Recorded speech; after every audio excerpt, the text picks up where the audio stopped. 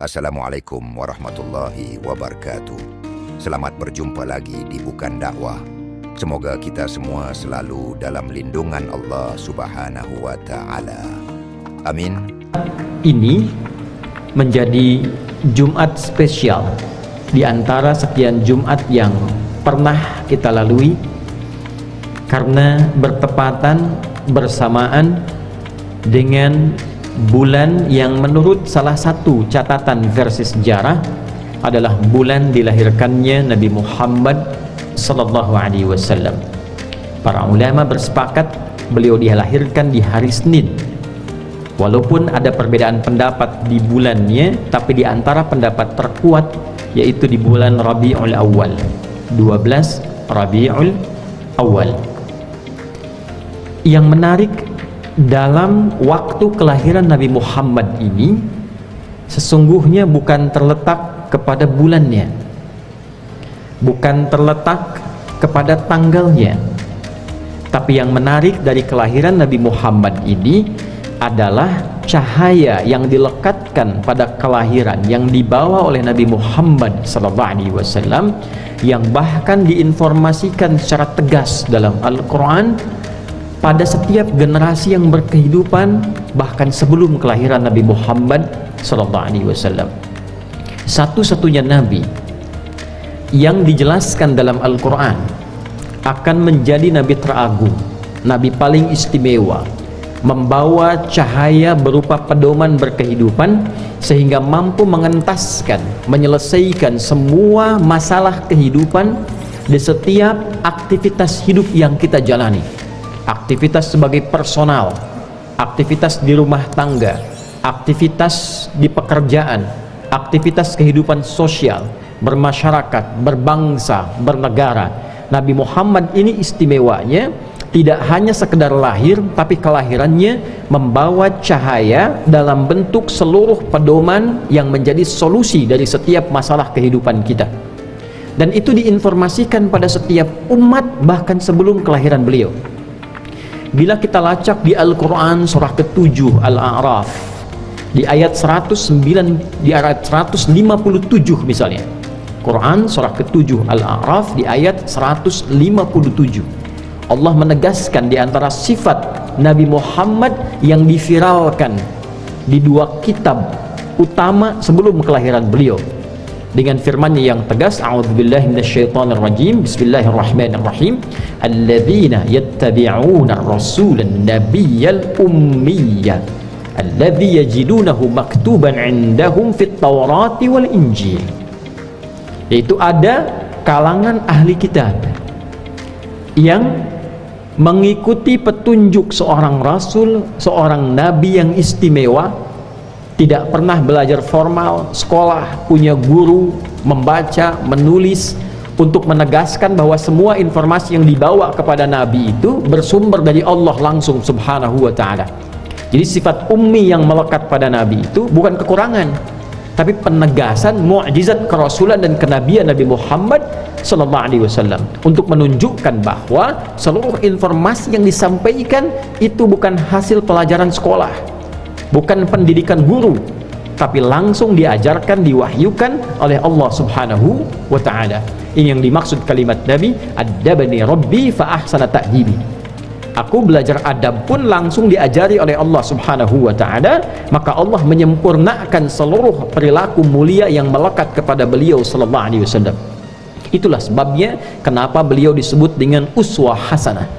Quran surah ke-33 ayat 21, laqad kana lakum fi rasulillahi uswatun hasanah. Kembali ke Al-Quran surah ke-7 Al-A'raf di ayat 157, alladzi yajidunahu maktuban 'indahum fit taurati wal injil.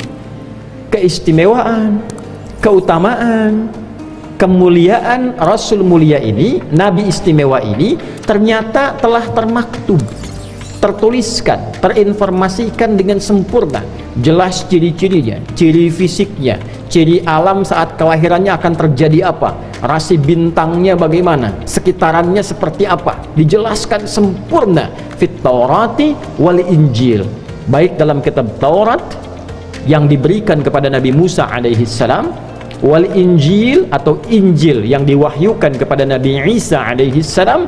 Jadi bisa dibayangkan sejak era Nabi Musa alaihi salam, sebelum kelahiran Nabi Daud, sebelum kelahiran Nabi Sulaiman sampai ke Nabi Isa alaihi salam, keistimewaan yang melekat pada Nabi Muhammad itu jauh sebelum kelahirannya telah diinformasikan. Kelak akan lahir nabi yang istimewa, nabi yang agung, semua informasinya bersumber dari Allah, membawa cahaya yang harus diikuti. Ya'muruhum bil ma'ruf wa yanhahum 'anil munkar, akan menunjukkan semua jenis yang baik-baik yang harus kita ikuti dan kita praktekkan dalam kehidupan. Jadi kalau kita ikuti, kita akan jadi pribadi yang terbaik.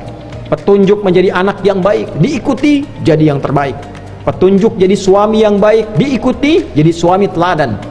Petunjuk jadi guru yang baik, diikuti jadi guru yang istimewa. Jadi pemimpin, jadi panglima, jadi tetangga, jadi kawan, jadi teman, jadi apapun melekat pada kehidupan Nabi. Itu yang menjadikan setiap kita membaca sirah Nabi lengkap isinya.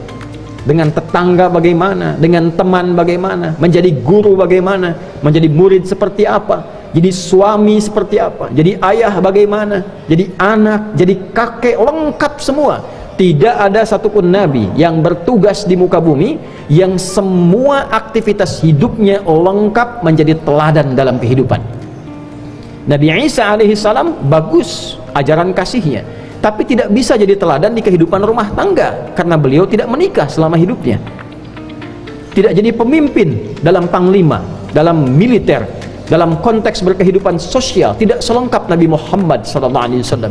Demikian nabi lainnya, Nabi Musa alaihi salam, Nabi Daud, Nabi Sulaiman, sampai bahkan ke atas ke Nabi Adam alaihi salam. Nabi Muhammad mewakili seluruh jenis keteladanan di muka bumi. Ya'muruhum bil ma'ruf wa yanhahum 'anil munkar, dan mencegah kita dari perbuatan menyimpang. Ditunjukkan kepada kita, ini menyimpang tidak bagus dilakukan. Kalau dikerjakan resikonya akan begini. Maka Nabi melarang kita, jangan berdusta, jangan fitnah, jangan menjelekkan orang, jangan bikin hoax, jangan berselisih, jangan mengadu domba, jangan. Dijelaskan akibatnya. Kalau melakukan ini nanti akan celaka, nanti berubah karakternya, nanti ditinggalkan orang, nanti Allah nggak suka, nanti rezekinya nggak berkah. Diterangkan mana yang bagus untuk diikuti jadi ideal, dijelaskan mana yang tidak baik tinggalkan, kalau dilakukan akan celaka.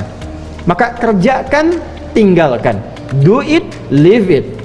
Kalau kita mampu mengontrol itu, mengerjakan yang baik, meninggalkan yang buruk, maka kita akan menjadi manusia dengan tipikal paripurna, sempurna dalam tanda petik keutamaannya, akhlaknya bagus, karirnya baik, terpuji dalam kehidupan, mulia dalam perilaku, dan meninggalkan segala sifat yang menyimpang. Bukankah baik itu lawannya tidak baik? Jadi otomatis ketika meninggalkan yang tidak baik, pasti baik. Jadi ketika yang mungkar ditinggalkan, pasti jadi baik. Kapan baik itu jadi teladan? Ketika dikerjakan. Jujur itu lawannya dusta. Ketika dusta ditinggalkan, jujur akan muncul. Bagaimana mempraktekkan jujur? Ketika ada orang nyogok, kita tolak. Jam kerja kita tunaikan tepat dengan baik, masuk jam 7, pulang jam 4, kerjakan dengan baik. Nah, itulah yang dimaksud ma'ruf yang dilakukan, mungkar yang ditinggalkan. Wa yuhillu lahumut thayyibat, dan menjelaskan kepada kita mana yang baik-baik yang bisa dikonsumsi. Makanan yang baik yang bagaimana, yang menyehatkan yang seperti apa, yang nggak boleh dimakan bagaimana, dijelaskan hikmahnya. Kenapa diciptakan misalnya hewan-hewan yang haram, dijelaskan fungsi rantai makanannya seperti apa, menjaga ekosistem bagaimana. Ini hewan yang cuma dipandang saja untuk membuat kita nyaman beraktivitas, yang ini boleh dimakan, yang ini jangan dimakan karena fungsinya bukan untuk dimakan. Allah ciptakan dengan hikmah yang berbeda. Ada yang berfungsi menunjukkan di sini misalnya ada banyak nyamuk bertebaran, maka cicak punya fungsi demikian. Di sini ada aliran yang tidak bagus, bakteri banyak, muncul banyak tumbuhan misalnya yang menerangkan kepada kita ini fungsinya demikian, fungsinya demikian. Allah ciptakan nyamuk, diberikan penjelasan ini fungsi nyamuk seperti ini. Maka dijelaskan oleh Nabi sallallahu alaihi wasallam secara terperinci, yang dikonsumsi begini, yang dilarang dimakan begini, hikmah penciptaannya seperti ini, wa yuhillu lahumut thayyibat. Dijelaskan yang baik-baik, cara mencari pekerjaan yang benar bagaimana, menggunakan pakaian yang baik bagaimana, sampai cara makan diajarkan, cara makan yang baik bagaimana, sampai cara tidur diajarkan, cara masuk toilet diajarkan, cara keluar toilet diajarkan. Di mana ada tuntunan yang detil dari bangun tidur sampai tidur lagi, memberikan petunjuk kepada kita kalau itu karya manusia mustahil. Ini menunjukkan kebenaran risalah Islam, sumbernya dari Allah. Oleh karena itu Nabi ditetapkan tidak pernah belajar formal, nggak pernah masuk sekolah, tidak ada guru, untuk menunjukkan bahwa semua ajaran yang dibawa Nabi Muhammad SAW bukan rekayasa beliau, melainkan petunjuk cahaya yang diberikan oleh Allah Subhanahu wa Ta'ala. Wa yuharrimu alaihimul khaba'ith, dan menunjukkan kepada kita mana yang buruk-buruk, yang terlarang. Ini makanan yang bagus, ini yang nggak boleh dikonsumsi, akibatnya jelek, dampaknya tidak baik karena diciptakan bukan untuk dimakan. Ini perilaku yang menyimpang, ini tempat yang kotor yang jangan dikunjungi, ini tempat bagus yang diikuti, yang baik dapatkan, yang buruk tinggalkan. Maka yang menarik, falladzina amanu, maka tipikal orang yang yakin dengan kedatangan beliau itu, dengan kelahiran beliau itu. Ini ayat terkait tentang maulid yang jarang dibahas.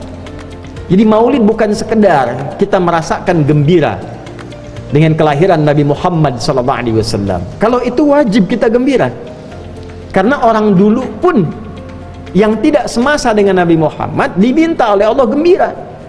Nabi Isa itu beliau bertugas 600 tahun sebelum kelahiran Nabi Muhammad, merasa gembira akan kedatangan Nabi Muhammad sampai memberikan kabar gembira kepada umatnya.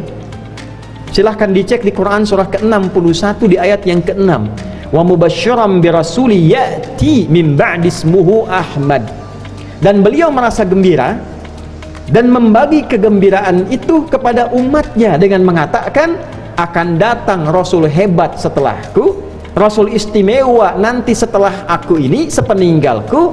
Di antara sifat mulianya punya sifat Ahmad, karena semua yang melekat pada nama Nabi Muhammad semuanya sifat Ahmad, Muhammad, Al-Mahi, Al-Hashir, Al-Kafi, semua sifat mulia untuk menunjukkan Nabi ini istimewa.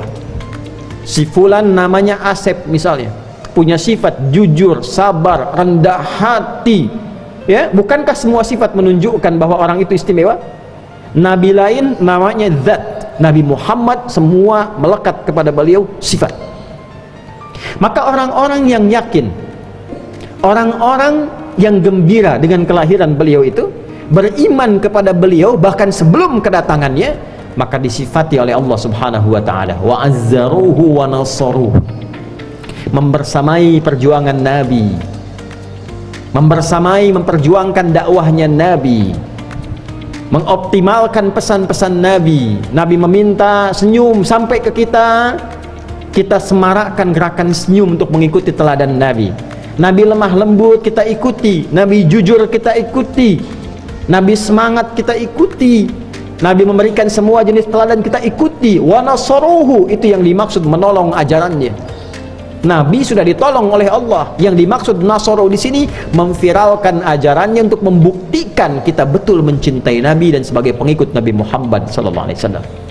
Lihat ujungnya, wattaba'un nural ladzi unzila ma'ahu, dan mereka mengikuti seluruh cahaya yang dilekatkan kepada Nabi Muhammad ini dalam tugas mulianya, yang diturunkan pada beliau mengiringi kelahiran dan tugas mulianya. Jadi kelahiran Nabi Muhammad itu singkatnya bukan sekedar hari, bukan sekedar sosok. Yang penting bukan bulannya, yang penting cahaya yang dilekatkan kepada beliau. Cahaya itulah wujudnya pedoman berkehidupan. Jadi setiap datang bulan Maulid, yang harus kita pelajari itu cahayanya, yang harus kita viralkan itu cahayanya. Bagus, penting, kita gembira, kita bahagia, kita ekspresikan, banyak sholawat, banyak mengenal kepribadian Nabi. Tapi yang dituntut lebih daripada itu, apakah kita kenal dengan cahaya yang dibawa oleh Nabi? Maka cahaya itulah wujudnya pedoman berkehidupan. Kita keluarkan kembali Nabi sebagai seorang anak, bagaimana bentuk cahayanya membimbing kita dalam berperilaku sebagai seorang anak, sebagai seorang suami, seorang ayah, seorang guru, abdi masyarakat, tetangga, sampai warga, bangsa dan negara serta dunia. Disitulah Nabi menunjukkan kepada kita, kalau mampu kita ikuti, maka lihat ujung ayatnya, wa ulaika humul muflihun. Maka orang-orang yang mampu mengikuti cahaya Nabi itu, pedoman berkehidupan yang ditunjukkan Nabi, itulah yang dijamin oleh Allah hidupnya akan sukses dan bahagia. Demikian, semoga segala apa yang kita upayakan selalu bernilai ibadah di sisi Allah.